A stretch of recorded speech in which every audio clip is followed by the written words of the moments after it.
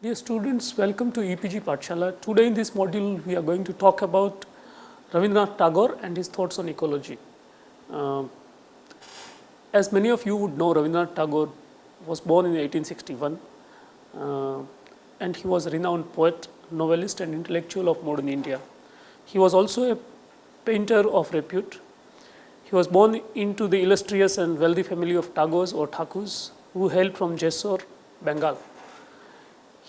His father Rabindranath Tagore was the key figure of Hindu reform initiative Brahmo Samaj.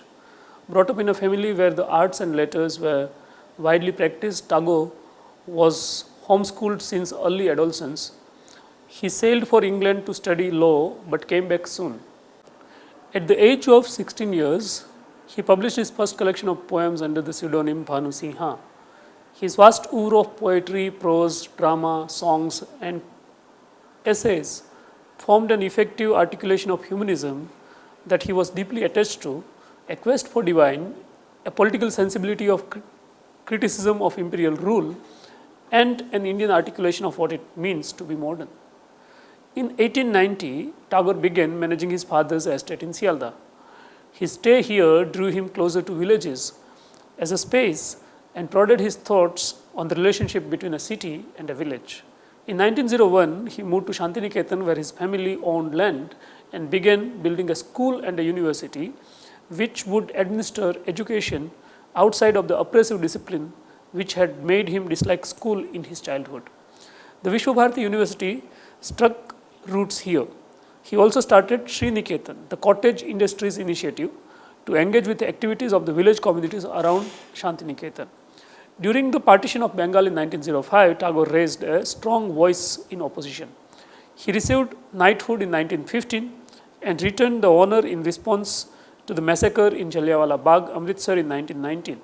He was the first non-European to receive the Nobel Prize for Literature in 1913 for his collection of poems called Gitanjali. He became a critic of nationalism, a strong centralizing ethics that crushes people's intimate localizing ties and sensibilities. He gave expression to his sentiment in the famous Japan lectures in 1924. He interacted with and enjoyed the respect of many artists and intellectuals in the West, including W.B. Yeats, who wrote the preface to the English translation of Gitanjali, Ezra Pound, Thomas Mann, Albert Einstein, etc. His criticism of the egotism that carried much anti-colonial energy and the need to rethink nationalism through local lenses find expression in the novel Ghore Bahire, that is Home and the World. Nature idealization, spiritual humanism, and the quest for wholeness in Tagore's work. Tagore contemplates man in the finite mode and in the realm of the infinitesimal.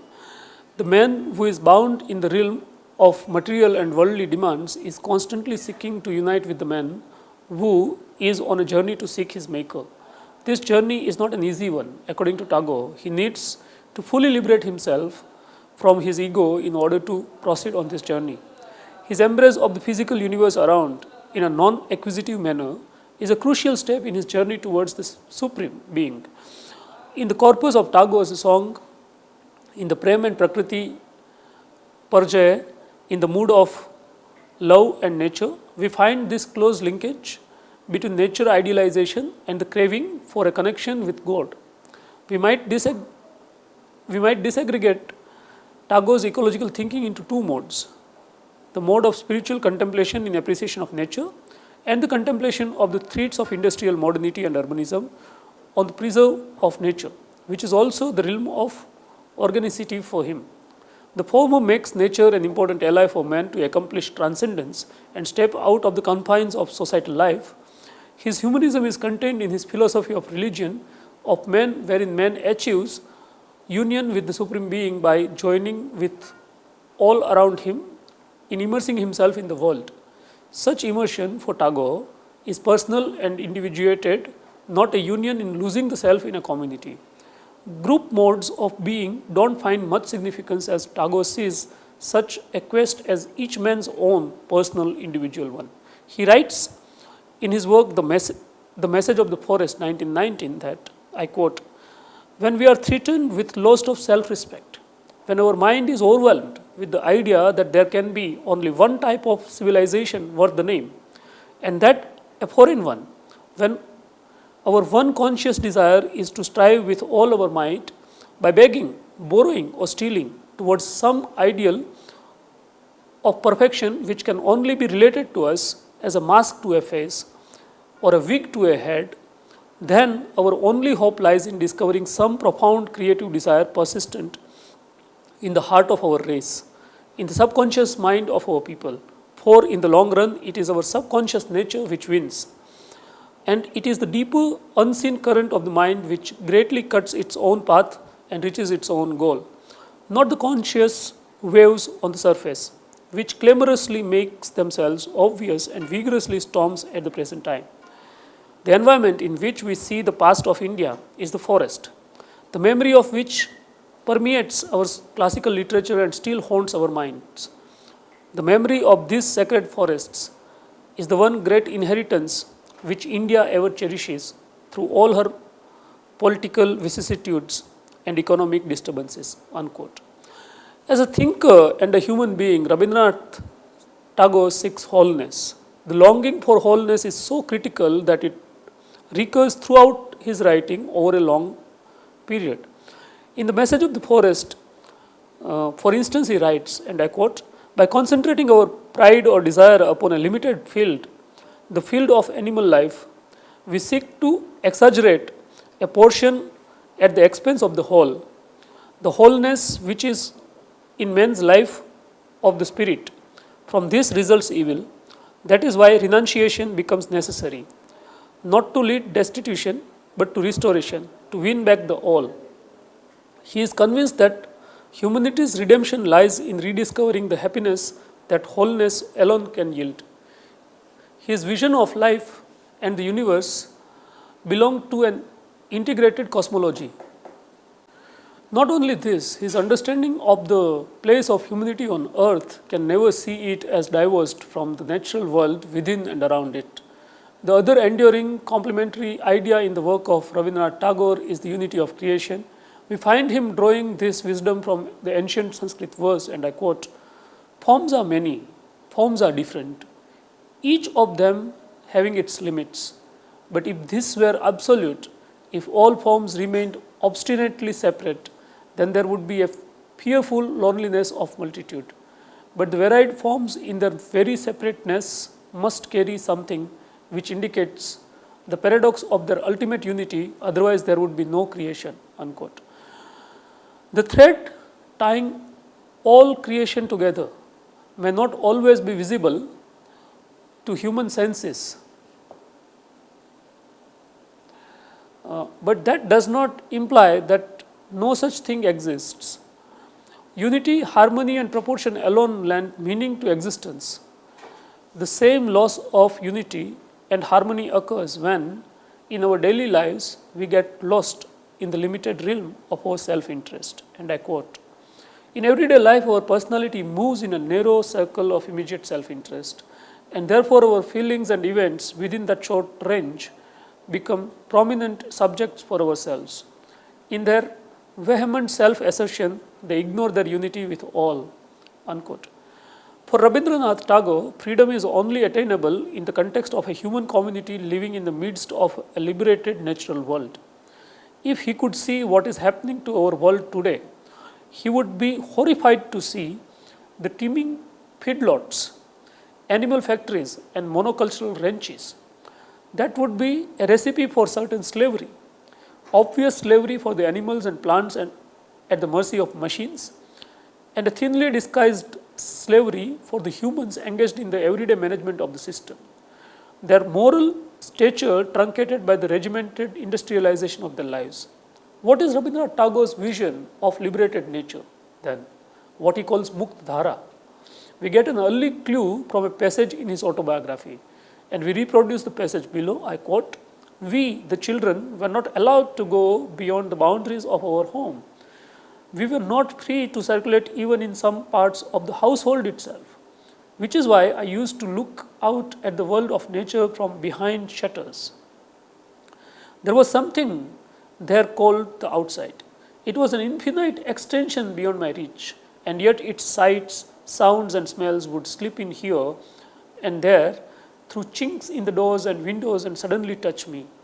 It was as if it was sending out so many signals through the gaps between the bars to engage me in a game. It was the one that was free, while I myself was fettered. There was nothing that could bring us together, which is all the more why the attraction was so strongly felt. Unquote. An even more striking illustration of Tagore's vision of liberated nature is the 1922 play called Muktodhara, loosely translated as liberated stream. Its central character is a prince who wishes to liberate a mountain stream from a dam. His father and his technical experts, led by the proud royal engineer Vibhuti, are building across it, denying in the process water to communities living downstream in the Shivatarai. It is an uncanny premonition metaphor for the times we live in, when struggles and movements against river dam projects across India have become so legion that they are often not even reported by the metropolitan media, even as they cause endless mayhem in the lives of rural communities. Abhijit, the crown prince and tragic hero in Rabindranath's play, is deeply upset to find that the waters of Muktadhara, a fictional stream inspired by Pagla Joda, made stream in Darjeeling, that Rabindranath had actually seen and loved, are being impounded for the purpose of building a dam. He tries to explain to his brother Sanjay why he must leave the palace. And I quote, "Every man has the mystery of his inner life somewhere written in the outer world. The secret of my own life has its symbol in the waterfall of Muktadhara. When I saw its movement shackled, I received a shock. At the very root of my being, I discovered that this throne of Uttarakut is an embankment built across my own life's current, and I have come out into the road to set free its course." Unquote. Sanjay wants to accompany his brother on his journey to defend the stream. But true to Rabindranath Tagore's character, which entailed an unflinching commitment to human freedom, he makes Abhijit to say to Sanjay that, I quote, "If you follow me, I shall only obscure your own true path." Unquote. Though Sanjay is hurt, he respectfully accepts Abhijit's decision to go on a path he alone must walk. When Abhijit points out that the pursuit of the heart is for paying the price of the sweat, Sanjay reminds him that the other day you were surprised to find a white lotus before your seat, where you have your prayer. Can you ignore, he asks, the divine gift which lies hidden in the heart of that little incident? Abhijit responds that it is for the sake of that very love, which is in this world, I cannot tolerate this hideousness. It kills the music of the earth and laughs its sinister laughter, displaying its rows of steel teeth in the sky. Because I love the paradise of the gods, I am ready to fight the titans who menace it. Unquote. What Rabindranath Tagore thinks of a powerful system of technical knowledge and the personnel that are deployed in the domination of nature and the human communities who live in its intimacy with it is revealed at a point in the drama when the citizens of Shivatarai are having a conversation with each other. The first one has this to say about the men of Uttarakut, led by the king's engineer Vibhuti. I quote, "They are born to drudgery. They spend their lives in going from market to market and from one landing place to another." Unquote. The second one chimes in. I quote, "They have no culture worth speaking of. The books that they have are worth nothing." Unquote. The first one agrees. Nothing at all. Haven't you noticed the letters in them like white ants creeping across the page? The second citizen is confirmed in his views. Well said. White ants indeed. The culture knows everything into pieces. Finally, a third citizen delivers the people's verdict on the way of life of the men of Uttarakut who heap up earth mounds.